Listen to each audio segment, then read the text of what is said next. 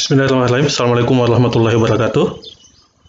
Pada kesempatan kali ini, saya akan memberikan tutorial bagaimana pengelolaan tugas dalam fitur Task by Planner and To Do di Microsoft Teams.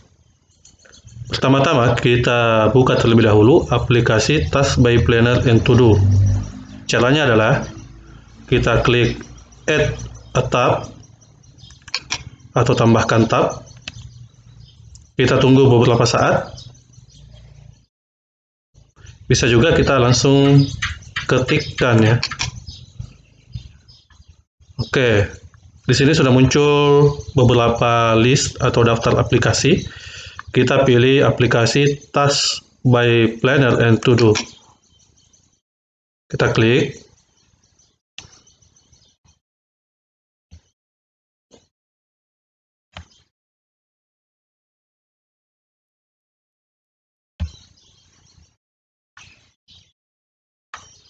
Kita tunggu beberapa saat. Oke, sudah muncul. Sekarang kita pilih Create a New Plan. Kita ganti namanya menjadi tugas yang akan kita buat atau kita rencanakan. Misalnya saya membuat tugas keterampilan.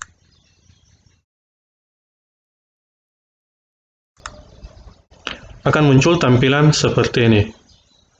Dalam fitur Task by Planner and To Do, ada beberapa fitur-fitur yang muncul ya. Yang pertama ini namanya adalah bucket. Ya, namanya bucket. Kemudian ini task.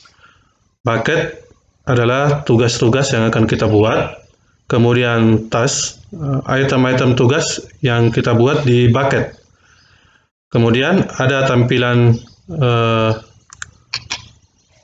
list, ya. Kemudian ada board, ada chart, dan ada schedule. Pertama, kita buat bucket terlebih dahulu. Untuk tugas keterampilan, saya akan buat bucket dengan nama laporan praktik proyek. Nah, dari bucket ini, bucket laporan praktik dan proyek, kita akan membuat task dari bucket-bucket tersebut atau item-item tugas dari laporan praktek maupun proyek. Misalnya untuk laporan praktek saya buat tugas yang pertama, saya buat dua tugas ya. List tugas yang pertama, lengkapi dengan foto dokumentasi. Oke, kita ingin tampilkan catatan ini atau notes-nya ini di task yang kita buat. Kita tinggal klik show on card ya. Sudah muncul catatannya. Sekarang kita buat daftar checklist ya, atau daftar checklist untuk task di kelas 7 ini untuk laporan praktek. Biasanya kan laporan praktek itu terdiri dari tampilan. Contoh saja, kita ingin tampilkan checklistnya ini, daftar checklistnya di task yang sudah kita buat di kelas 7. Kita tinggal klik show on card, akan muncul. Oke, sudah selesai. Nah, kita buat hal yang sama di kelas 8. Kita klik satu kali, kemudian berikan label. Misalnya kita berikan labelnya warna biru. Kemudian tugasnya ini kita buat misalnya low saja. Setelah itu berikan catatan ya, sama tadi. Lengkapi dengan foto dokumentasi. Silahkan diubah sesuai kebutuhan. Kemudian daftar checklistnya sama saja ya.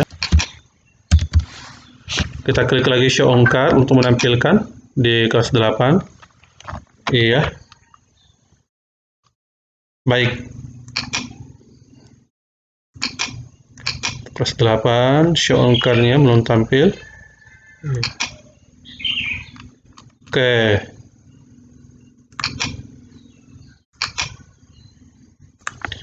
Oke, sudah tampil. Sekarang kita akan lihat ya laporan praktek ini yang untuk tugas kelas 7 ataupun kelas 8, kelas 7 dan kelas 8 kita ingin pindahkan di bucket proyek. Caranya kita ingin salin untuk proyek ini, misalnya tasnya adalah kelas 7 dan kelas 8. Kita tidak perlu buat tas baru, tinggal kita copy saja tas yang sudah ada. Kita pilih misalnya kelas 7, kita mau pindahkan. Kita pilih copy tas. Kalau kita ingin mengcopy, berarti kalau mengcopy arsipnya tetap ada ya. Kita mau copy di bucket proyek. Kemudian assignment-nya kita mau tambahkan juga, progress juga, kemudian tanggal ya. Oke, kita centang, kemudian kita copy. Maka secara otomatis ya, tas kelas 7 di laporan praktik akan pindah di bucket proyek. Ya. Dan arsipnya tetap ada di laporan praktik. Sekarang ini labelnya kita ubah warnanya. Misalnya kita ganti jadi ungu ya. Kita hapus dan jadi ungu. Oke. Baik, demikian juga untuk kelas 8. Kelas 8 juga kita copy ya. Nah, ini untuk mengcopy. Kalau misalnya kita ingin pindahkan, anggaplah misalnya untuk laporan praktik hanya kita buat untuk kelas 7 saja, kelas 8 tidak ada, maka ini bisa kita pindahkan saja. Kalau misalnya proyek ada proyek untuk kelas 8, maka yang tas kelas 8 di laporan praktik kita pindahkan ke proyek. Kita pilih move task. Bedanya antara move task dengan copy task, kalau copy task arsipnya tetap ada, sedangkan move task maka tasnya itu berpindah tempat di bucket yang sudah kita tentukan. Misalnya yang awalnya di laporan praktik, kita pindahkan di proyek. Kemudian kita pilih move, maka ya, tas kelas 8 ini berpindah di proyek. Beda dengan tadi yang arsipnya tetap ada di bucket sebelumnya. Ini untuk membuat bucket dengan tas. Dan kemudian tinggal kita lihat di list daftar tugasnya sudah muncul. Ini ada list prioritasnya, tugasnya ada yang important, kemudian ada low bisa kelihatan, kemudian di board kita lihat tadi. Kemudian kalau ingin menambahkan tas dan bucket kita pilih board, kemudian chart. Kalau ingin kita mengetahui status dari tugas yang kita berikan, progresnya bagaimana, apakah ada yang sudah dikerjakan atau belum. Kemudian bucket, kita lihat laporan praktik ini cuma terdiri atas satu task saja. Sedangkan untuk proyek, ini bucket proyek itu terdiri atas dua task ya. Sama dengan prioritas tugas untuk important ya. Untuk tugas yang penting itu ada 2 tugas yang penting, kemudian yang low, rendah ada 1 tugas. Nah, kemudian kita lihat untuk siswa Yulinar misalnya mengerjakan 2 tugas, kemudian Yona juga mengerjakan 2 tugas, Nanda Eva Wandri mengerjakan 1 tugas, dan ini akan kelihatan statusnya. Kemudian kita lihat schedule. Berarti tugas di tanggal 21 ada 2 tugas. Ada 2 tugas yang harus dikerjakan, yaitu tugas untuk kelas 7 dan kelas 7 ya masing-masing bucket ya, tanggal 21. Itu di kelas 8, di tanggal 22 ada tugas untuk kelas 8. Terakhir kita pilih filter.